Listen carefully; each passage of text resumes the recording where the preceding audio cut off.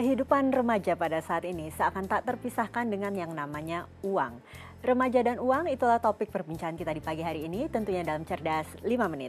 Dan bersama saya Chandra Dewi, di studio Metro Manulife telah hadir Bapak Indra K. Permana, Vice President Agency dari Manulife Indonesia. Selamat pagi Pak Indra. Selamat pagi Andra.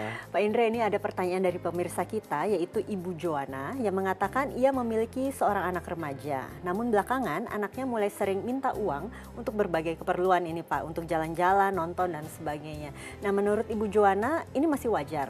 Tapi ia tetap khawatir anaknya tidak tahu batas. Nah, bagaimana pandangan Pak Indra kalau begitu? Sikap seperti apa yang sebaiknya diterapkan terhadap anak remaja ini, Pak? Oke, yang jelas sikap yang harus diterapkan oleh orang tua adalah tegas dan disiplin dalam pengelolaan keuangan. Mencintai anak tidak selalu harus diartikan apapun yang dia minta kita berikan. Nah, dalam hal ini yang perlu kita ajarkan adalah bahwa kita memberikan sejumlah dana untuk kebutuhan anak, biaya bulanan dia, di mana dia harus bisa mengelola dana itu untuk bisa mencukupi semua kebutuhannya. Oke, biasanya untuk merencanakan tujuan masa depan pasti dia harus paham betul yang namanya kebutuhan dan juga keinginan, begitu ya Pak ya. Betul. Untuk mengajarkan kepada mereka seperti apa? Bagaimana mereka bisa membedakan mana kebutuhan dan keinginannya? Ya, jadi mungkin di dalam hal ini kalau kita lihat anak-anak remaja ya suka sekali untuk bersosialisasi. Nah, sekali berkumpul dengan teman itu oke. Bersosialisasi itu sudah selayaknya dilakukan oleh anak remaja. Tetapi kalau dia menghabiskan banyak dana di kegiatan tersebut, nah ini tentunya yang kita harus ingatkan. Karena kebutuhan yang paling utama itu adalah anak remaja itu adalah untuk pendidikan. Jadi dia harus fokus di dalam kegiatan pendidikan sebagai hal yang paling utama. Oke, nah bagaimana kemudian jika anak itu, ini kan keuangannya dibatasi begitu ya Pak Indra ya. Yeah. Kemudian dia mencari jalan sendiri, mungkin dengan menabung sedikit demi sedikit atau barangkali berjualan dan sebagainya sehingga memiliki penghasilan sendiri. Bagaimana pandangan Pak Indra? Jadi inilah yang sebetulnya kita harapkan ya, seorang anak mulai bisa memikirkan bahwa untuk mendapatkan sesuatu dia perlu perjuangan. Nah, tetapi kita harus mengingatkan juga si anak ya bahwa fokus utamanya adalah untuk pendidikan.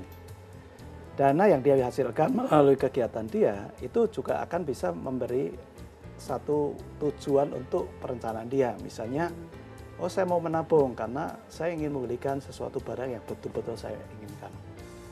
Bisa memakai tabungan dia atau melalui hasil usaha yang dia lakukan sendiri. Nah, tadi kan Pak Indra katakan mengenai menabung. Sebetulnya menabung untuk anak remaja itu seperti apa ya Pak? Apakah memang masih di celengan atau harus memiliki account bank sendiri atau bagaimana ini? Ya, kalau udah di celengan sih udah masa lalu. Yang tabungan saat ini yang mungkin yang lebih up to date adalah di tabungan.